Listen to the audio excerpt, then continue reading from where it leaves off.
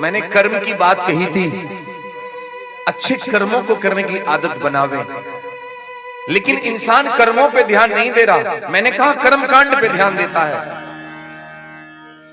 इस बात को ऐसे समझिए, एक किसान आदमी है, किसान खेती करने का काम करता है। किसान ने क्या किया, जमीन में 2 बीज बोए। एक बीज बोया गन्ने का और एक बीज बोया नीम का। दोनों को एक जैसी मिट्टी मिली। फिर किसान ने दोनों को एक जैसा पानी दिया। दोनों को जब हवा चली तो एक जैसी हवा मिली, और जब धूप निकली तो सूरज की दोनों को एक जैसी धूप मिली, और दोनों बीज अंकुरित हुए और धीरे धीरे धीरे धीरे साल भर के हो गए। तब किसान ने देखा गन्ने को तो नीचे से लेकर के ऊपर तक मीठा ही मीठा, और जब नीम को देखा तो ऊपर से नीचे तक कड़वा ही कड़वा। अब माथा पकड़ के किसान बैठ गया, हाय ये क्या हो गया। जब मैंने दोनों बीज बोए तो मिट्टी एक जैसी दी, पानी एक जैसा दिया, हवा एक जैसी मिली, धूप एक जैसी मिली, लेकिन एक मीठा और एक कड़वा। ये क्या हो गया।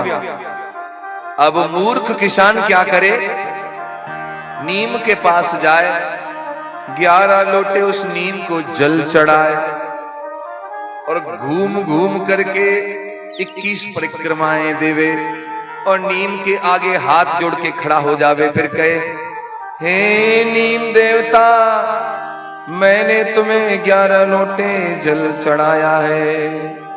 हे नीम देवता, मैंने तुम्हें 21 परिक्रमाएं दी हैं। हे नीम देवता, मुझे मीठे मीठे फल दो।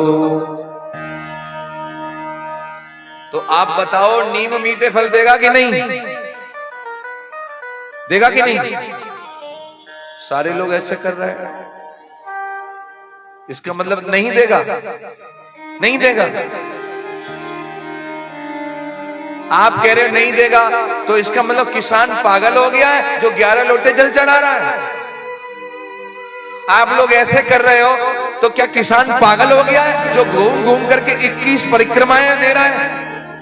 आप लोग ऐसे कर रहे हो तो मुझे बताओ, क्या किसान पागल हो गया है जो हाथ जोड़ करके निवेदन विनती कर रहा है? क्या किसान पागल हो गया है? हाँ, पागल हो गया है। तो क्या नीम मीठे फल नहीं देगा?